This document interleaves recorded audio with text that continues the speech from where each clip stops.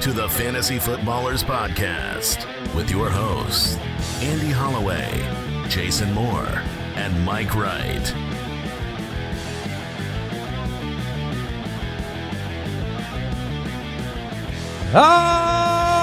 Welcome in. Okay. Acceptable. Better. Flying blind here. Closer. Warmer. Welcome in. We got a podcast for you. Andy, Mike, and Jason, the Fantasy Footballers. Thursday episode, Thursday, June the 5th. And we've got a mock draft episode today. We got some news to catch you up on. It'll be a fun show. Jason says he feels like he's been just stuck in a permanent mock draft because you did a mock draft for the Dynasty show as well, a startup. Yeah, I've been doing mock drafts just because, you do mock drafts. Yeah. That's what you're supposed to do. But the Dynasty show that just came out yesterday was a Dynasty startup. We only do that once a year. And so that one is a mamma jamma. You're going – we don't do like the whole 30 rounds. Like a 20, 30-hour draft? Right, like a full Dynasty. But we go way deeper and obviously from the perspective of Dynasty startup. So if you want to check that out, you can check out the Dynasty pod as well. We had our first mock draft of the entire season on this show not too long ago, but it was before the UDK released and before we had filmed all of our player profile videos and kind of had some more deep dive analysis on players. And I know when we did that mock draft, we felt maybe a little shaky in the middle rounds about where our convictions were very strong about players and or shakier than we normally are. So I'll be curious when we get into that middle round range today how we feel about certain players. Yeah, in the beginning of each offseason, you've got to find out by the time draft season comes, we all as us and you guys alongside will know like the different strategies, which rounds are stronger and weaker in what positions, when to take, your tight end if you miss out on the big ones, or how long to wait on running backs if you're going zero, all the different strategies. And so the more we do these, the better and better we will get. You can check out the recently released and ready for action Ultimate Draft Kit at ultimatedraftkit.com. Getting updated all the time. Jam-packed with information to help you win at the draft. Available on the web, on Android, on Apple, so you can grab the app as well. You can watch the show, including today's mock draft, over on YouTube, youtube.com/thefantasyfootballer. See the draft board, see all the different teams. We're doing a 10-team mock draft today, but it's a 3-wide receiver mock, and we're going to have all live drafters again, so members of the Fantasy Footballers staff will be drafting some other rosters, and we'll each have a team in the draft, got randomly assigned spots. So that's today. Very excited about that. Let's jump right into the news. News and notes from around the league. A follow-up to our Stephon Diggs speculation discussion from the last show. Ian Rappaport came out and said the Patriots have no plans to release Stephon Diggs. They have high hopes for him. Well, that's good after paying the man as much money as I don't think they had plans to release the guy that they signed for. I think it's more of a does he release maximum dollars. Yeah, does he release himself? Diva wide receivers have been known to do that. Adam Schefter reports the Steelers are renewing conversations with Dolphins tight end Jonnu Smith on a trade. Donald Parham, one of their other tight end, suffered a torn Achilles during team's OTAs. This has been a real snip, snap. It's like every other day the Steelers are trying to get a trade, and every other day, no, they're done. They're not looking. And every other day in Miami is we're talking to Jonnu. Yeah, we want him, but we it's a contractual negotiation going on what right what now is your in the public. What is your guys' hope? What do you want? Because obviously him leaving might mean good things for Tyreek and Waddle. Him staying means good things for another relevant tight end. What do we need more? Do we need Waddle and Tyreek to be relevant, or do we need another relevant tight end? Because I don't think he leaves and becomes relevant. Johnny Smith has had a long enough career. There's just no, especially in Pittsburgh, going there where you're competing with Pat Freiermuth, like that's you're going to be better for Pittsburgh than you will be for fantasy at that point. But my concern with Miami is if Jonnu leaves, then they still do the same crap, but it's somebody not as good as Jonnu. Okay. That's the fear and the horror. Maybe they just do 200 targets to Achane. That would be fantastic. That would be fantastic. Okay. Well, we'll see. We'll keep following along.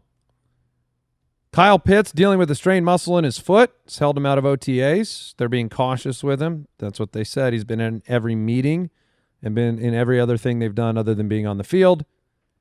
Oh, by the way, Gabe Davis, working out with the Steelers. Oh, which just seems so perfect. That is truly perfection for the Pittsburgh Steelers to sign Gabe Davis and be like, hey, sure, you be our wide receiver too. I am a little sad. Obviously, they have a hole here. They got rid of George. They traded him to the Cowboys. And so I am a little sad at all the news of them looking at needing a wide receiver, whether they trade for a different one or now they're bringing in Gabe the Babe. Because, Roman Wilson, my hope was that, hey, we can let George go because we have a number 2 now that we've got Metcalf. They're there. They're with Roman Wilson, and odds are that it doesn't hit, but that was kind of my dark horse hope for that team, and it seems like that's not what the team's actions are telling us they believe. Well, Gabe Davis will go a long way to making sure Roman Wilson's a thing. Yeah, I say so that Gabe you goes can root there, for that. I wouldn't be concerned. I think their depth chart is just so thin in general that you have to add somebody. When Robert Woods is a fundamental part. So you've got Robert Woods, who is 60 years old. Correct. You've got Roman Wilson, who's played like 0 snaps. Also correct. You've got Scotty Miller, who's just a transient. Sure. And not going to be a big part of your offense. And then you've got like a gadgetry speedster in Calvin Austin. And then you got DK. You got to sign somebody. Seems like it. If it's not Gabe, it's going to be Keenan, or it's going to be Amari Cooper, or it's going to be somebody else. Oh, I'm seeing that they do have one other very important wide receiver. Ben Skoranek. Good. Yeah. Yeah. I know. Yeah, no, I love Any it. opportunity I love to it. bring I'm up not his sure if name. anyone listening knows Who that is? whose that is or even remembers that bit. I'm happy it's back. J.K. Dobbins headed to Denver to have dinner. A Denver dinner. Right. Okay. It's nothing to do with the Broncos. Oh, he wait, just loves the with restaurants. And coaches. Oh, okay. All right. Visiting the Broncos facility. They already recently, Sean Payton coming out and talking about Audric Estime not having enough touches last year. Talking about the fact he's the kind of back that requires a lot of touches to get going because he's just like a rhythm running back. Yeah. And then you've got R.J. Harvey, who is everybody's enamored. I don't know if everybody's enamored with R.J. Harvey as much as they are the idea of R.J. Harvey. Oh, yeah. It's 100. It's Sean Payton. It's second-round draft capital. I'm interested to see where his redraft ADP kind of settles at because the excitement was like we're coming off the excitement of dynasty, like he became an option seemingly not out of nowhere, but jumping into the first round of rookie drafts like that. Well, right now now he's the running back 17 in best ball drafts, which to be honest, I don't hate that. I think that's right around fair there. because when you look at Sean Payton's teams, historically, he's going to have a committee. He's not going to have one guy there be 350 opportunities. But the one that you, generally speaking, want is the one involved in the passing game. And I do expect that to be R.J. Harvey. If they brought that is in... not Estime.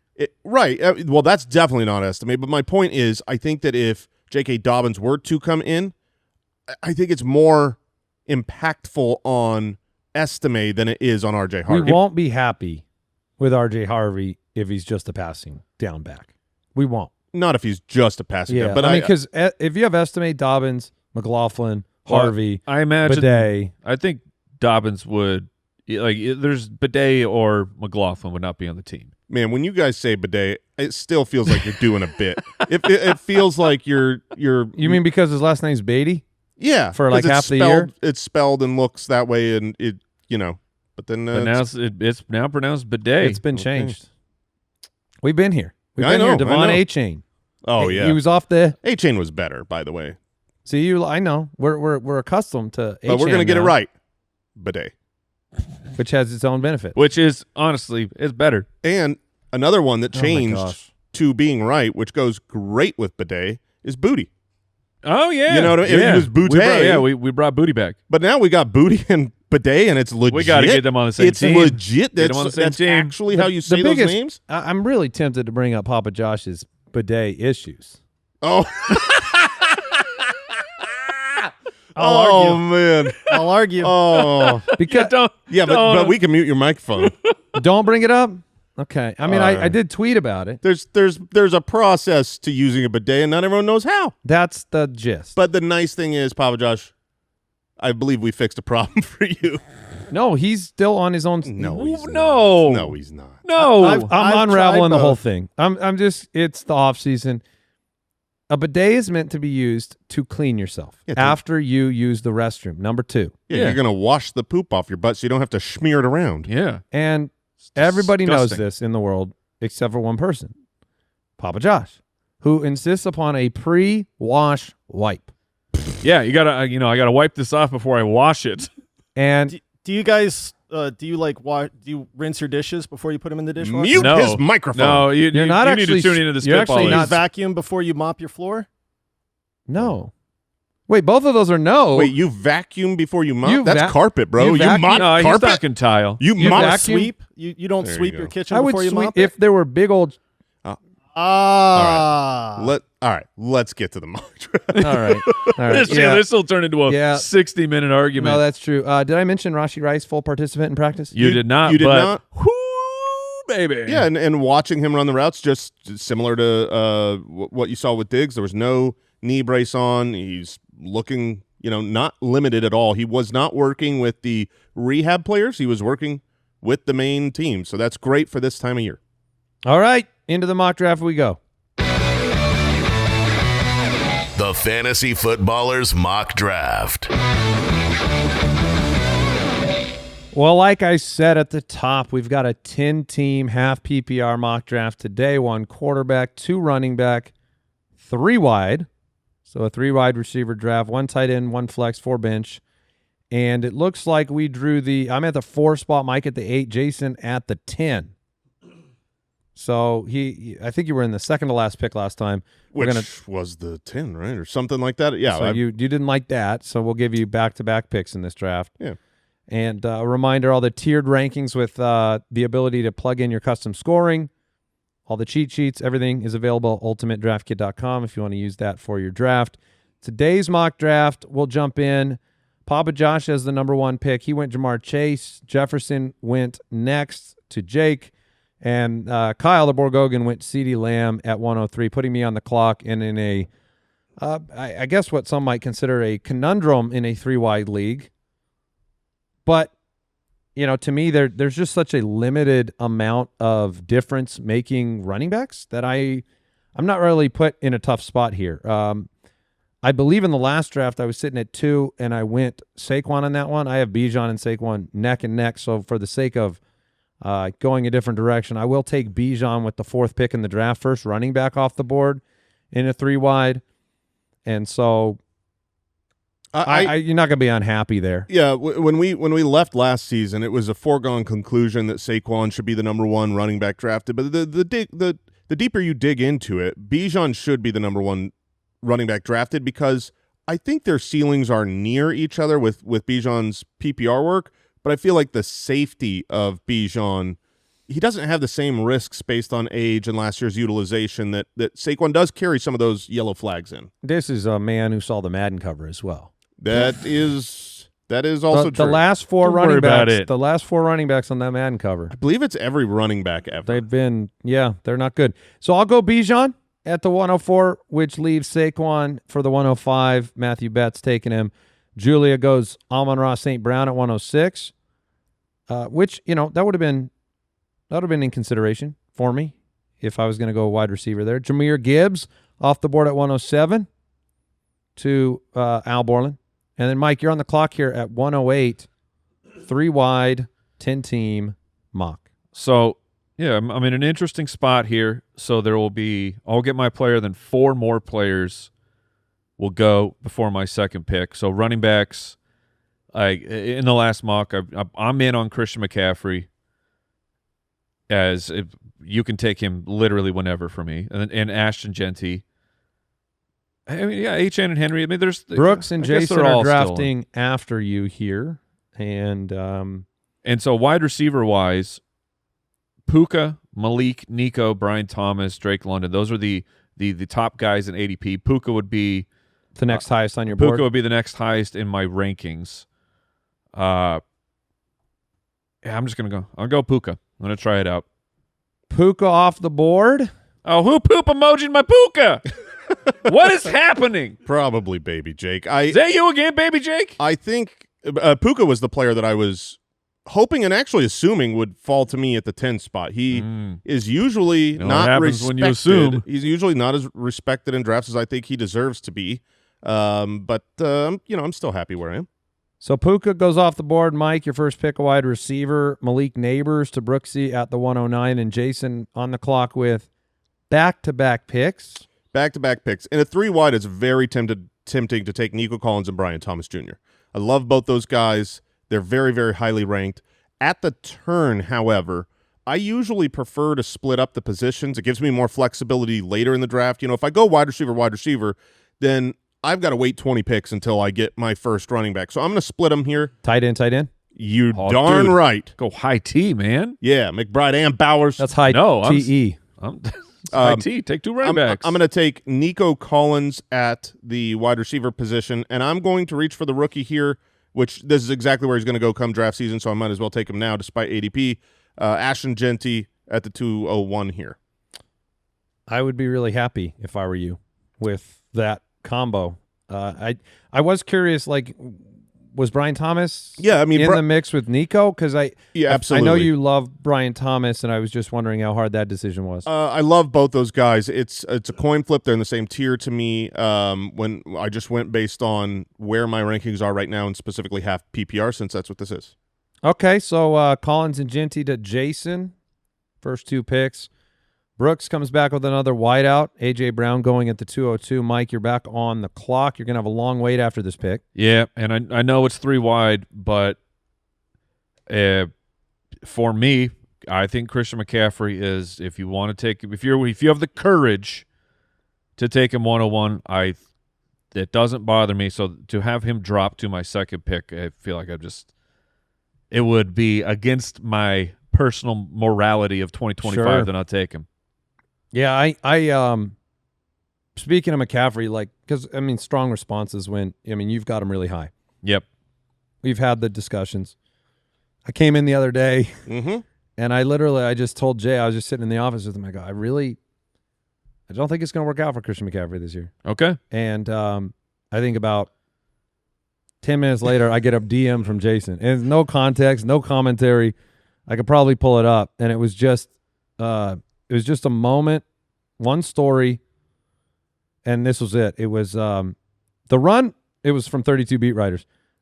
This run was evidence that McCaffrey, who missed the bulk of 2024 with Achilles and knee injuries, is back at full strength and looking more like his 2023 self, and seems to be symbolic of the extra pep in the 49ers running game this spring. And it was like, I did have the moment of like, well, I could be wrong. That's the thing. But it is a gamble. It is absolutely a gamble. It's one of the biggest decisions of the draft. But it's, to me, if he's healthy, he's a lock to be a top 3 running back with the chance that he could just be far and away the number 1 guy again. But gamble, I get it. Yeah, so I guess I had hopes and dreams of Brian Thomas dropping. He didn't. Or Drake London. He didn't. Or Ladd McConkey. He didn't. So here you are facing the fun of a 3 wide. I took Bijan in the first. I don't have a wide receiver on the roster. It is I would have loved Brian Thomas, would have loved Drake London in this situation. I'm staring at Brock Bowers' name in the second round, a choice that would have been made easier had I gone a wide receiver in the first round, I think. But I do have a quick turn, and so Bowers is in consideration here. 2 years ago's wide receiver 1 still yeah, available. Tyreek. Yeah, it's funny. Of the wide receivers available, you're I see what entering you're doing, Jay. you're entering a territory You want him. that, JSN, we've talked about the upside downside of JSN, upside downside of Tyreek Hill. T. Higgins, we know what comes along with T. Higgins. Garrett Wilson, the offense. Do you have success? These are the guys on the board. The one guy standing out that's higher than all of them on my board right now is Marvin Harrison. So then I have to make the decision, do I believe that Marvin Harrison, because of the 3-wide format, half PPR, year 2, do I believe that that's going to be more valuable to my team than Brock Bowers? Or do I go Brock Bowers? I've got 3 guys I have to wait through. I'm going to lose another 3 wide receivers off the board, so I'm going to just pull the trigger on Harrison here, which is, again, I think it's probably earlier than ADP, but it's my opportunity to get the guy that I think is going to take a big step forward in this format. So, Did you see the Trey McBride quote? about the offense, I have Yeah. not. Oh, Tell me. yeah. Got I did see that. got a little tingly because he was like, the "Hey, Marvin Harrison tingly. this was just Cardinals offense." Because Trey McBride said, "Hey, we're working on some stuff right now that is not as just plain fundamentals. We're working in more motion." And you're like, "Oh my goodness. God, a modern NFL offense! Imagine a world." What's where- funny, though, is it's Drew Petzing. Like, this isn't a new system and a new coordinator. It's just like, what, did you just want a year to, Well, I guess, just it's- play pretend? Hopefully he saw the stats of Kyler's. Like, hey, Kyler's stats when there's motion or play action. Shocking stuff, guys. They're way better. I will bet that's true for all quarterbacks Yes, in the it- league. It is. And I'm not saying you have to do it on every play, but just do it a lot. Who cares? It's a strong point. It's a strong point. I did see Would you like to get your offense lined up, show the defense how you're lined up, and do nothing? Let them prepare? Or would you like to – Would you want more information about what the defense is doing? so silly.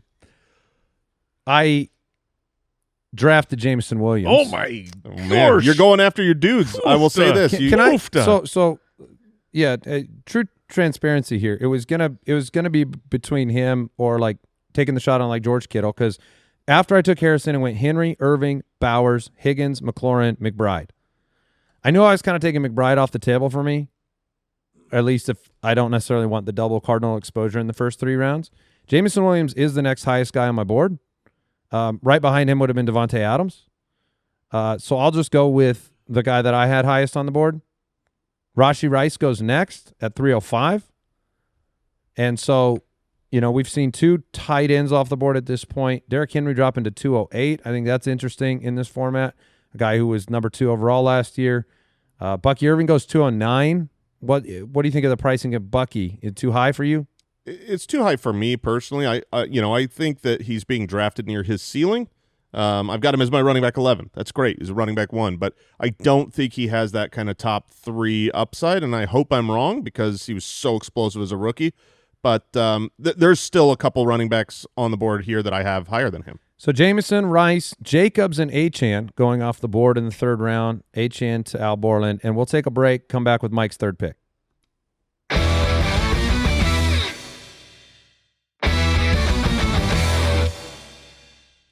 Puka Nacua, Christian McCaffrey. Mike, you've got those 2 guys on the roster. You have your 3rd round pick. All right, I'm just going to do a little peek around here. So running backs, we're in the tier of Johnny Taylor, Kyron. Oh, Chase Brown. Chase Brown is on the board. That's tough. And then wide receiver, your JSN, Tyreek, who, hey, know your league. I don't know where Brooksy is on Tyreek, but I'm pretty sure that Jason would not take him with one of his 2 picks. I'm out. And so the pick here comes down to, for me, I guess quarterback too. No one's taking a quarterback. Chase Brown, Garrett Wilson, George Kittle would be the main players I'm looking at. And then if I want to take Lamar or Josh Allen, I'm going to go, because of the 3 wide, I'm going to bypass Chase Brown. I'm going to see how it feels. I'm going to see how it feels. Take Mike's Garrett. team looking familiar as always. Garrett Wilson off the board with McCaffrey. Brooks is back on the clock. Jason, you're going to be on the clock here in a moment with 2 more picks. You went Nico and Genty. Seeing how the 2nd and 3rd round unraveled so far, any changes you would make to your... There were changes that I wanted to make right up until Brooks just took his last player. I thought I was going to be on the clock with both Jonathan Taylor and Kyron Williams available. I love those running backs, and so I would have been so happy to double tap them which made me regret taking Ashton Genty in the second round. I would have rather gotten Brian Thomas Jr. alongside Nico. But then Brooks took Jonathan Taylor and not JSN, so I'm going to take Jackson Smith and Jigba because I've got him. I mean, he's a wide receiver, the wide receiver 10 last year in his sophomore season. Oh, I get it. I mean, there's a path here for an elite upside, so I'll take him in the 2 wide, and then I will grab my guy Kyron Williams, who I tend to always have if I'm near the back end of drafts right now. Nico and JSN with Genty and Kyron Williams, 10-team, 3 wide receiver, turn spots looking pretty good, if I'm honest. Oh, man. Brooks' team is looking so good. Neighbors, A.J. Brown, Jonathan Taylor, Oh, my gosh. and now Chase Brown off the board. So Oh, Chase Brown the fourth is ridiculous. You know, Well, it's a 10-team. I know. I'm just saying, like, that would have felt real good. both of those spots when you're making, like you said it at the beginning, do you want flexibility in a 3 wide receiver draft? You splitting that first round gave you flexibility with your next 2 picks. So yeah, I like the 109, 110 spot right now, roster wise, probably the most. Yeah, they're looking good. Mike, Puka, McCaffrey, Wilson, you're on the clock. So Tyreek is there. It sounded like 4 different people were on the clock there. It was Mike, Puka, McCaffrey, and Wilson are on the clock. We're all on the clock. They are right part now. of your team. Yeah. He picked them. They have to pick him. All right. Yeah. Oh, that's true. I don't know if I would. And so because we're like the running backs, top of ADP right now is Breece Hall, James Cook, Ken Bone Walker. But because we are in the 10-teamer, the people ask what are the biggest differences? The bigger difference in a 10-team is everyone's teams are going to be, I mean, look at the 10 spot. Like, teams are stacked. So you got to find your edges, and finding edges in the onesie position. I'm going to take George. I like it. Because I think he is like No. You did George not Kittle. Thank you. Thanks. Okay, I George did is not a- take George Pickens. Yes. I took George Kittle. You were thinking about him at the 308. Yeah. And I was wondering if you could wait and get him, and you did. Yeah. So good pick. Mike Evans off the board next, giving Al Borland a Brian Thomas, Mike Evans combo to go with Gibbs and Achane. Talk about a PPR backfield, Gibbs and Achane. Alvin Kamara off the board at 405, and then Betsy, because he wanted to twist the knife, snags what would have been my next pick in Devontae Adams, who Good job, almost Bets. came all the way back around. And so I'm gonna be honest with you, Betsy. He's mocking the JMO pick.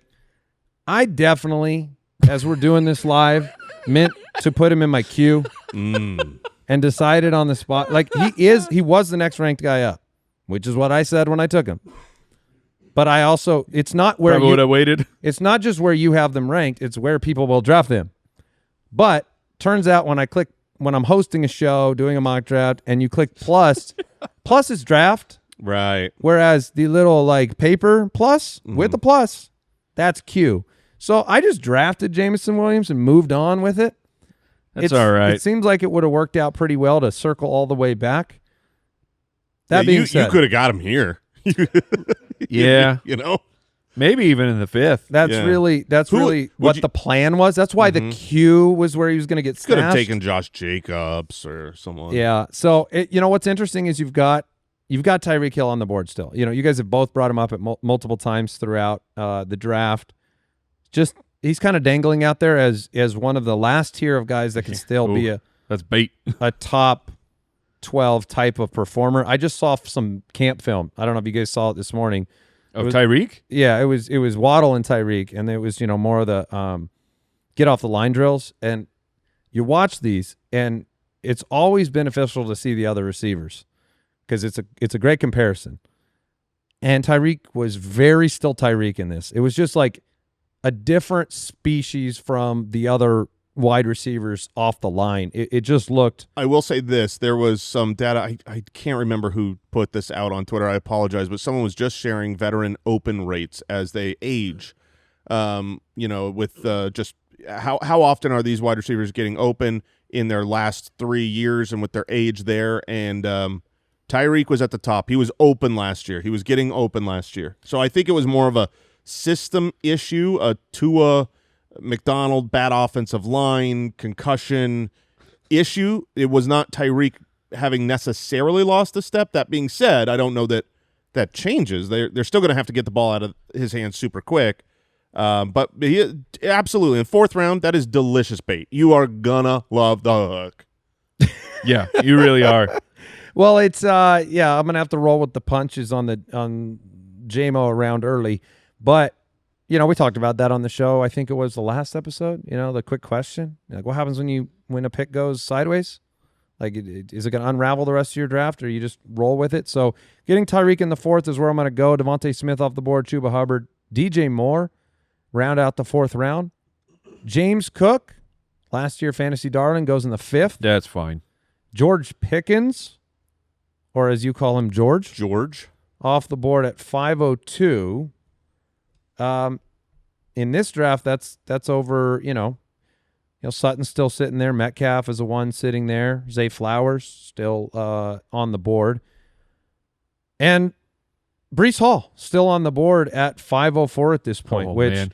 That is You're 2 double bait. That's 2 rounds. You're gonna get fish hooked in both cheeks. The names look awesome. Yeah. Well, look, I did. Gonna rip your face off. I thought about him in the 4th. You want to know how I got these scars?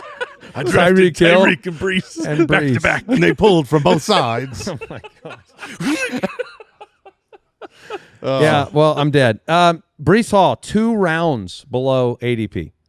No, and the last of a tier at running back, in my opinion, on the board. So we live to make fun of each other. Oh, yeah, and you should. But Tyreek in the 4th, Breece Hall in the 5th, that's where, I probably would have taken the exact same players. There are, a lot of times where they go, there are players behind them that I feel much more confident in. But where you took them, they are seemingly the last of a tier of guys who have the talent to be able to get back to, top 5 level production. Most of the other guys in this area, look at the guys that went next, Cortland Sutton, DK Metcalf. They don't have the ability, the talent, the situation, the team to be able to be top 5 at their position, whereas, Tyreek could, Breece Hall could. This was the Jared Smollett tweet. Did you read this already? I didn't. This was the one you referenced. Okay, it was Smollett? Yeah, Smollett had posted. He said, for all those concerned about Tyreek Hill's 2024, he ranked 8th among all wide receivers in open score, and his score trailed only his 2022 and 2023 marks, but better than his scores over the previous 5 seasons in Kansas City. So, we'll see. He is a risk. Tyreek is very much in the Christian McCaffrey category, where there have been burns from high draft capital selections of players with long histories of dominance, and you are taking a chance that they return to form, because that's what you're doing with McCaffrey. You're saying stay healthy and be yourself and get the same workload, and that's what we're saying with Tyreek. So I went Breece Hall. By the way, Lamar Jackson went right before Breece, and then Josh Allen right after. So our first 2 quarterbacks off the board. Cortland Sutton, DK Metcalf go next. And Mike, you are on the board. You have Puka Nacua, Christian McCaffrey.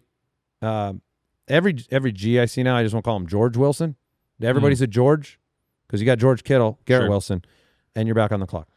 So the best part of these mocks is because this is where you get to find out how you feel about stuff. So I'm going to go back-to-back onesies, so I can see what my team looks like at this point. Where I got the 2 wideouts, so it's not complete destruction of throwing that position away. I'm going all budget wide receivers.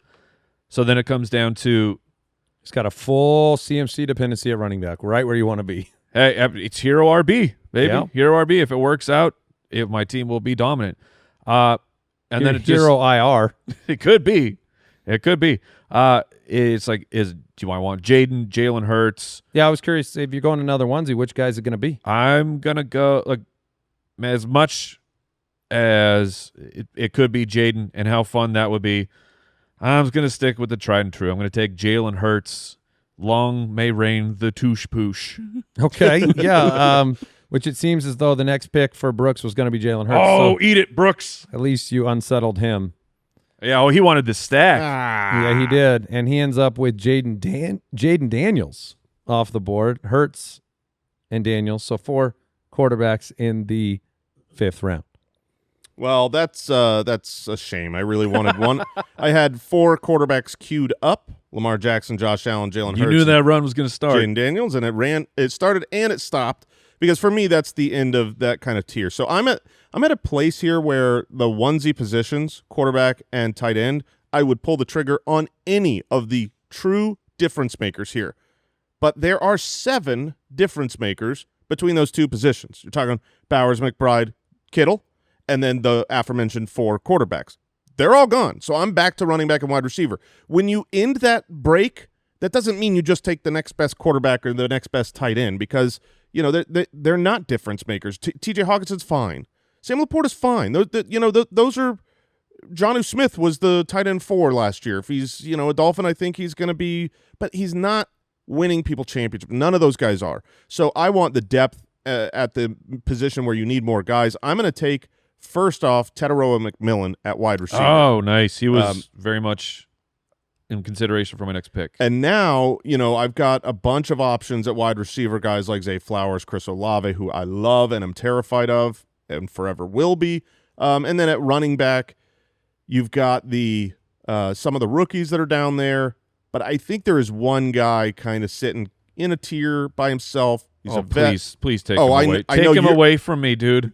Save me from myself. Because he'd be in consideration for you. He's in the queue. And you hate him. Yeah. I will take Joseph. Oh, you're such a sweet, sweet man. Joseph Mixon. Oh, thank God. Technicolor dream coat is on my roster. I'm just going back and forth, running back, wide receiver. The fact that it was Mixon and I thought that the player was going to be Ken Walker that he wanted saving from? No. Oh, Ken Walker's who Ken Walker's who I'm drafting right now, baby. He's who he wants to save him. Next pick. Can we pre-fill out Mike's team before these mocks? We sure can. We always can. Ken Walker, CMC, Garrett Wilson, they're done. Yeah. They're always on the roster. When you put your I thought you were saving him from Ken Walker. July 1st, our draft analyzer launches. Yeah. If you put this league into there, I know who's going to like your team most. For sure it will be you. Per my projections and rankings, guys, I am destroying. Yeah, the IR is filled. Yeah? Boy, actually, look at your team, Mike. Puka, a year of IR. Yeah. CMC. Mm-hmm. Ken Walker. Yeah. Kittle's got himself you've got yourself. I think by the rules, it means they are due to not be injured. Okay. The rule of due. The rule of due. Good luck with that. That'll be fun. Okay. After Ken Walker, which, by the way, it went Mixon, Flowers, Ken Walker, Hampton off the board. Joe Burrow, which would have been, in the 6th round. We just talked about, Joe Burrow is still he's in the difference makers to me of the quarterback position. We just talked Baker and Burrow, but Burrow's been a 4th rounder. Obviously, this is a 10-team league. Waddle off the board at the 606. So you have another believer in Betsy, Mike. Best running backs available. I have Bijan and Brees right now with Harrison, Jameson, and Tyreek. Best running backs available right now on the board. You have your shots with R.J. Harvey, who we talked about in the news section, or Judkins. You've got some veterans, James Conner sitting there, Aaron Jones, who we talked about recently, and at wide receiver, the highest guys on my board at this point are probably, or the players I'm considering the most, probably Chris Godwin. I want depth in a 3-wide to have another guy that can come in and make a big difference, especially with volatility in Jameson Williams. Travis Hunter, rookie wide receiver / DB, sitting there. And I like Pearsall and Jaden Reed, but I think they can slip quite a bit. At tight end, you've noticed there hasn't been one that's gone in 2 rounds because nobody really wants to pull the trigger on the next tier, which is like Hawkinson, Laporta, Jonnu, Njoku, Kelsey, whatever order you have them in.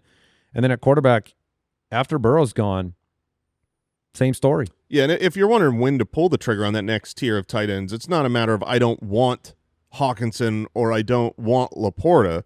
It's who are the other positions available? Are there still really good wide receivers, running backs that you love? Like Joe Mixon, he's still, a top 15 running back. He's there, man. But you're going to run out of those wide receivers and tight end and running backs here in the next probably few picks, and then you pull the trigger. Yeah, there's a handful in both categories that I think I like quite a bit. I like Xavier Worthy too. I have him ranked fairly highly. So I'm gonna go Godwin here and see what comes around at running back or the other positions on the way back through. Travion goes next to Kyborg, which he's drafting him right now as his running back 2 in the 6th round.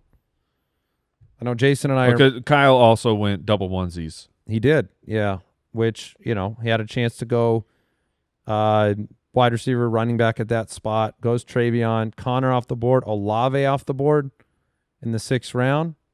The Olave-Pacheco combo by Papa Josh is quite the combo. It's dangerous. It could be. It could be a boat. It could be awesome. It could be a boat. Yeah, It is a boat. There's just a bunch of holes in the bottom, but it is a really nice boat. Now push it out to sea, and let's find out what happens. Right. So Xavier Worthy did go at 7:03. Kyle grabbed him to round out Lamb and Devontae Smith and Xavier Worthy. Again, if you're on YouTube, you can see the whole draft board up there, all the different teams and all the different picks.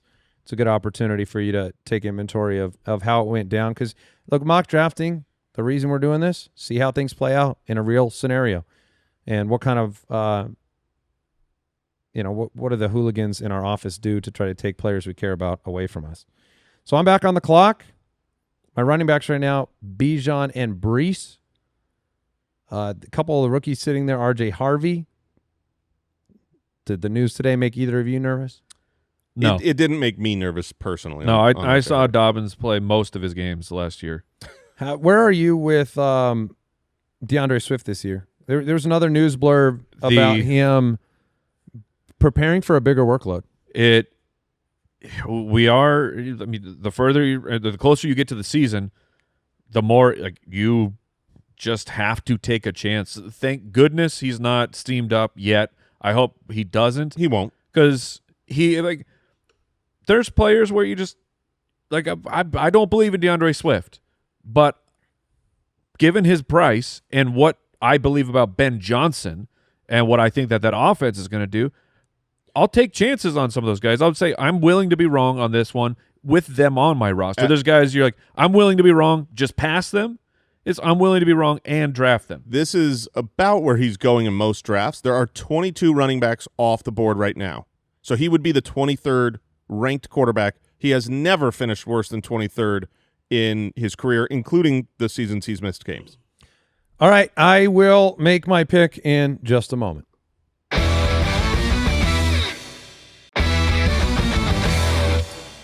Did you hear that thing about you're drafting him at his floor for DeAndre Swift? He's never finished lower than this if you draft him here. Yeah, you want me to take him? I'm taking David Montgomery. Oh, the bait was set, man. I thought this guy's hungry. He's full, dude. Yeah, he's double hooked. All right. I've already got the Brees Hall, Tyreek Hill death trap. No, David Montgomery is such a perfect pick in the 7th round here. First of all, it's like 2.5 rounds higher than his ADP in a 10 team right now. And it's also like I could have gone rookie running back, right? Mm-hmm. But Brees has questions and question marks. So getting David Montgomery, who has that solid floor, to me in the 7th round is a value. I figured it's that or the rookies, and the rookies go next. R.J. Harvey and Quinshon Judkins back-to-back right after the Monty pick. Hawkinson off the board to Al Borland, finally pulls the trigger on the next tier, which is good value on ADP. And then, Mike, you are back up on the clock. I am back. So right now I have 2 running backs, 2 wide receivers, my tight end, and my quarterback. Because it is a 3 wide, I need to start stockpile. Like the build of this team will be stockpiling more wide receivers, and this won't be a team that looks just like unbelievably incredible, like running back depth. That's going to be over the season. I will be focusing more on that. So I'm going to take my current highest projected wide receiver. I'll take Jordan Addison. 10 touchdowns, 2 straight years. What if Jordan Addison is just really good? So as my wide receiver 3 at this point, I'm happy with this draft pick. Brooks goes Juwan Jennings right after Jordan Addison. Jason, you're back on the clock with a triple situation going on. You got Nico, JSN, and McMillan. Call that a triple-double. Thank you. Genty, Kyron, Mixon. Mixon in the 6th just looks... Yeah, looks great. I'm thrilled with my running backs and wide receivers right now. I wish I had a little bit more depth at wide receiver, being that it's 3 wide. there is a player I really, really want. He's lower in ADP. I can't imagine with this group of people he would come back to me. So I'm trying to decide whether I play the game or not. Travis Hunter is here. I've been rising on him more and more and more. The more that it seems like he's a wide receiver. Like if yes, he is. He will be a wide receiver and maybe some DB. Yeah, I mean, if he's going to be a full-time wide receiver, and that's still my fear, is that he's going to be like an involved wide receiver, just not a full-time wide receiver. If he's a full-time wide receiver, that dude is so talented. I mean, there's a reason he's drafted where he was. That's where it's.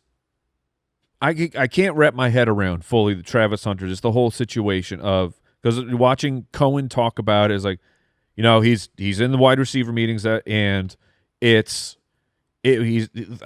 one of the coaches admitted like, it's gonna be pretty difficult right now to get him playing both. So, fully signaling that this guy will be a full-time wide receiver, part-time DB, and then it's like, wait, you traded all of that to move up to get Travis Hunter? Like that is a really strong signal. That is the highest.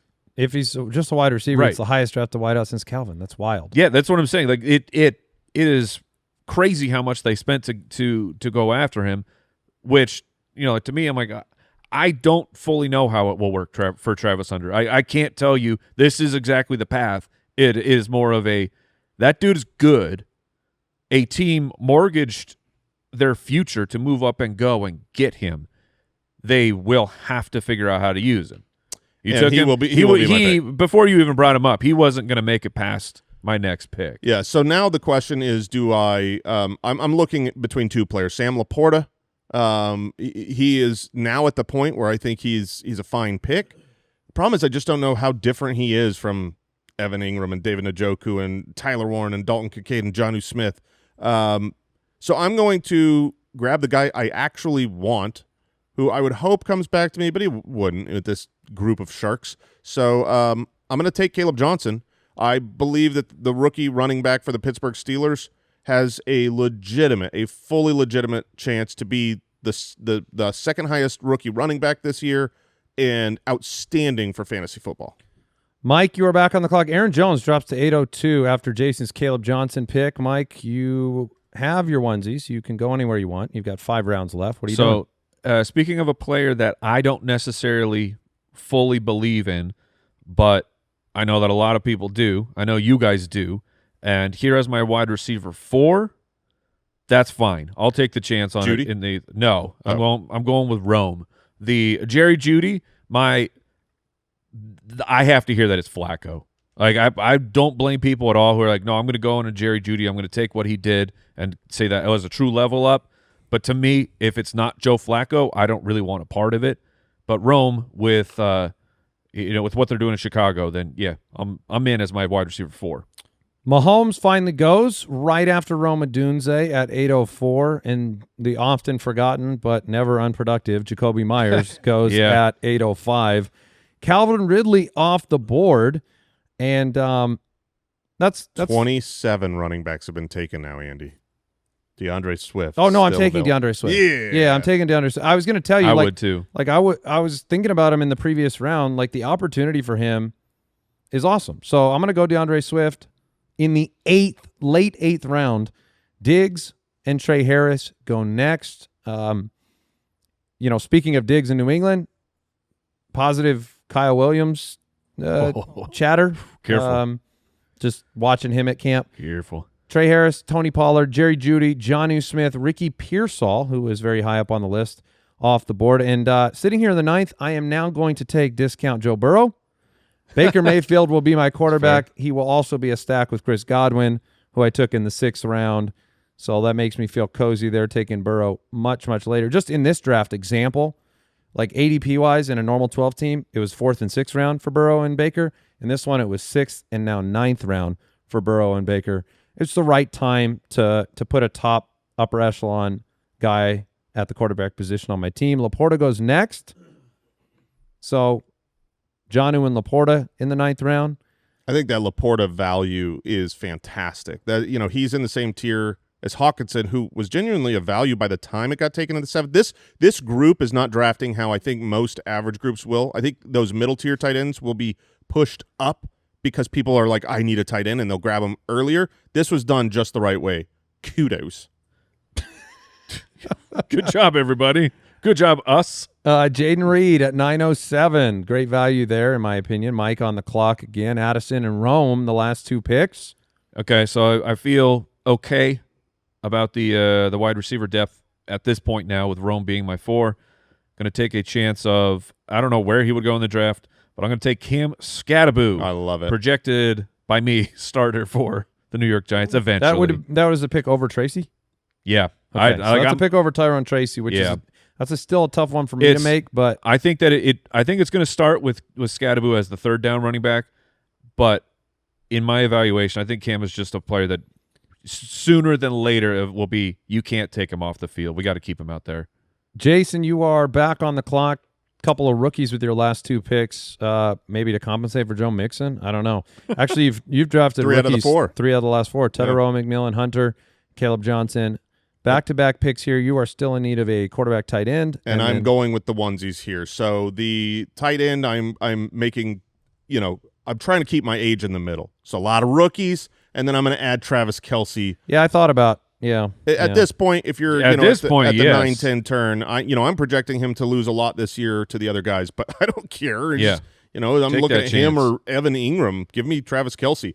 And then at quarterback, I could go a couple different ways here. I think personally it's between Bo Nix and Kyler Murray. I like both players. I am fine and happy with both quarterback situations. I draft Bo Nix in our last mock? You probably wanted to if you didn't. I probably did because I want to. I'm going to do it again. I'm going to take Bo Nix. Do it again. He was the quarterback 7, after the first month of the season going on his rookie season. I think You did it in the dynasty mock. Your mocks are all merging together. There's no way for you to know. You just start the next one when the last one finishes. Keon Coleman goes next to Brooksy. Mike, you're back on the clock. 3 picks left. So wide receivers, ADP-wise at least, you're talking Shakir, Ayuk, who's not even an option for me, Debo, the ghost of Cooper Kupp. Josh Downs is very interesting right here. Oh, man. I'm going to take Josh Downs here. It would have been nice if you took Tyrone Tracy and double backfield of the Giants. That seems like just wanting to punch yourself in the balls over and over and over. Yeah. Oh, you will hate yourself if you do that. Tracy, you will never get it Tracy right. goes next. No, you won't. And then Cooper Kupp, Najee Harris. I'm sitting back on the board here. I need a tight end. The 3 teams drafting after me all have tight ends. There you go. Good for you. In that situation, I will allow them to draft a second tight end if they want to. So I'm not going to go there. I'm looking at some upside prospects. So I'm going to go Matthew Golden, who should start right away for Green Bay, and take him in the 10th here in a 3-wide league. Give myself some upside there. Warren, Jack Besh off the board at 10:09. Kyler at 10:10. And then you have Javonte Williams, still wearing the Denver colors here in our mock draft. Threw me off for a second. Travis Etienne, a sweet 11th round pick. Oh, how you have fallen. And Jordan Mason next off the board. So I was right. No one else took a second tight end, so I can go ahead and not worry about that. My next 2 tight ends off the board, I will take one here. I've got a long wait, and I don't want to wait till the last round for the next tier. And that next tier for me is Evan Ingram and David Njoku. Quarterback question for Njoku, not that way for Evan Ingram. They're so tight in my projections and rankings. I have Ingram 1 spot higher. So I will take Evan Ingram in the 11th round here and count on Jason's quarterback, Bo Nix, to supply the goods. Pittman and Njoku go next as we are getting towards the end of this draft. Mike, you are back on the clock. Scattaboo and Downs, your last 2 picks. You can take a shot at anything you want. So we're upside only at this point. Do you can I just ask, Yeah, since you're please. the CMC guy, do you Yeah. consider Garindo as a I one of do. those options at the second to last pick of? Especially hero RB style. Yeah, I don't think that's a bad decision by any means. We're only going, what's our bench? 4? Yep. So That makes it harder. with a 4 bench, I might not do it because that's going to be, man, if you only have 3 bench spots to cycle through for your waiver wire, because if you draft Guerrero here, you're locked with him. You're going to feel like the moment you drop Guerrero, that's when the shoe falls. So I'm just looking at upside, which to me is I'm looking at the rookies. Egbuka, Luther Burden. I do already have Rome, so I don't know that I want to double up on the Rams guys, but I'm going to take the shot on Jaden Higgins, Houston Texans, wide receiver 2. Okay. That makes some sense. You're looking for some upside and opportunity. It was funny. They were showing the Texans camp interviews. It's like they're talking to the different guys. They've been talking about Stroud. Do they worry about the injury? And whose face just pops up on the screen? It's Christian Kirk. Just Christian Kirk talking it up. Like there was that moment of like, he'll be the slot guy. Like if we had a segment on the show of like dudes that'll do stuff, but you'll probably forget are going to do stuff. Like if that show existed, that episode, Christian Kirk's going to be sitting there. It's like when they give you the poster of, is like, here's actors that you definitely recognize, but you have no idea what their name is. It is. And good pick, Jay. That was going to be my next pick if I could somehow take Cedric him. Tillman or the Deebo Samuel? Deebo Samuel in the 11th round. He was definitely sticking out like a sore thumb as an upside play this late in the draft. So good pick. Cedric Tillman goes at the 12:01. Mark Andrews hangs on, finds his way into our draft, goes at the 12:02. Last pick for Brooksy. Mark Andrews, the last tight end drafted in this draft. Oh, how the mighty have fallen after getting his highest touchdowns of his career last year. I want somebody to build the ultimate touchdown regression roster. Like Terry McLaurin, James Cook, Mark Andrews, all Baker overperformers from Mayfield, last year. all touchdown overperformers. Looks amazing, and see what happens. It won't be good. Mike, you have a last pick here. Sure. Take a shot. And this is because of when we're drafting, we don't have all the information. Cohen did just give a heaping amount of praise to Travis Etienne, which I don't know if I buy it, but he did do that a couple of years back with Rachaad White, and then Rachaad White was the dude who was everything, and it was disgusting and inefficient. So I was like, does he just do that with Travis Etienne? But I bring that up because I'll take the shot at that Bashal Tutin, the rookie. I'm not nearly as bullish as Twitter is that Tutin's he's just taken over. I don't know if that's going to happen, but no, I don't think that's going to to happen happen. I would have taken Tank Bigsby. I was going to say Tank Bigsby. Sure. No, I don't even. You could put all 3 in any order you want. But here's what I know that Tank Bigsby will not take over: catching the ball. Right. And the Cohen system is utilized checking it down to the running back position, and I know that won't be Tank Bigsby literally thinks he is playing volleyball when he's in the pass catching game. It's bump set. I'm glad you brought that up because that's like my pick for who would be the most valuable is Tank Bigsby, but at this point I'm just trying to get a pass catching running back. I have 4 running backs on my roster, 5 wide receivers at this point. Evan Ingram was my last pick. I'm considering Tyler Warren. With the final pick here, just an opportunity for upside. Same thing with. I can go Colston Loveland. I want to throw another name out there that's a great last round high upside pick that I think is it's so gross. There's a reason he's in the last round, but Anthony Richardson. Well, and Fields too. Sure, I'm just saying last year the 5th round pick. If he's the starter this year, he's going to score fantasy points with his rushing. So as a double tap at quarterback, I almost took him to pair with Bo Nix in case Bo Nix doesn't level up. Yeah, you could do that, especially as late as I took Baker. In a 10-teamer, I don't think that's a bad strategy. If you waited on quarterback, you took Bo Nix in the 10th? 10th. Yeah, I don't mind that at all. And it's tough because I think Ramondre, nobody wants to draft him. He's still sitting there. Yeah. Probably starting.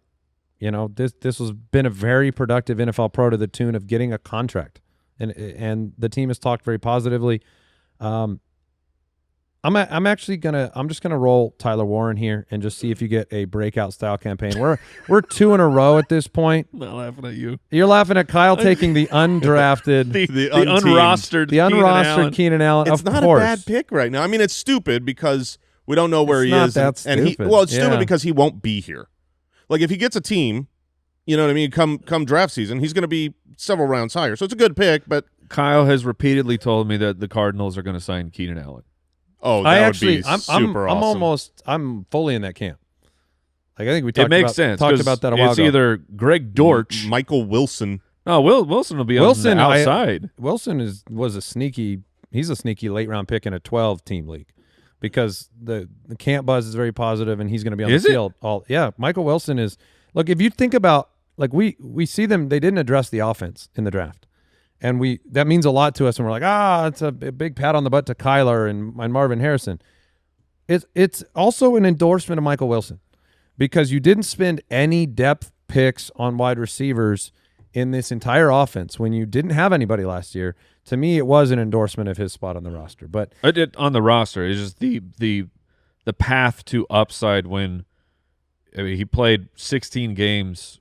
He played 13 games as a rookie, and he's been basically at 550 yards for both seasons. That's a hard one. Now he has to compete with Zay Jones. His ceiling is Jacoby Myers. I'm not telling you he's a special player, but he could get there on the right year. All right, so my final roster: Bijan, Brees, Monty, and Swift at running back. Harrison, we've got Jameson, Williams, Tyreek Hill, Chris Godwin, Michael Golden. Matthew Golden. And then Baker at quarterback and Ingram and Warren double tap on the final 2 rounds at tight end. I got Puka Nacua, Garrett Wilson, Jordan Addison, Rome Odunze, Josh Downs, and Jaden Higgins as my wide receivers. I got, probably IR running backs here, but high upside. Christian McCaffrey, Ken Bun Walker, Cam Scatterbu, and Bayshal Tootin. And then my onesies are George Kittle and Jalen Hurts. That is a very hero RB starting lineup. I've got the 10 team. It's easier to find running backs and stuff on the waiver wire. Yeah, the late round onesies of Bo Nix and Travis Kelce. My wide receivers are Nico Collins, JSN, Tetaroa McMillan, and Travis Hunter, as well as Debo Samuel and Cedric Tillman. At running back, Ashton Genty, Kyron Williams, Joe Mixon, and Caleb Johnson. Love that core. All right, well, that is going to do it. You can rip us a new one in the comments, as you may be prone to do over on YouTube, and let us know where you think we went wrong. It's good to get the mock drafts on the books, see where players are going, and see where some of the guys around the office have players slotted in and what they believe about them. We'll be back with another episode next week. We'll have some surprising team predictions, and we'll get into early breakouts and sleepers, busts, and values very, very soon here on the podcast. Thank you for listening. Take care. Goodbye. Thank you for listening to another episode of the Fantasy Footballers Podcast. Join our fantasy football community on jointhefoot.com and follow us on Twitter @TheFFBallers.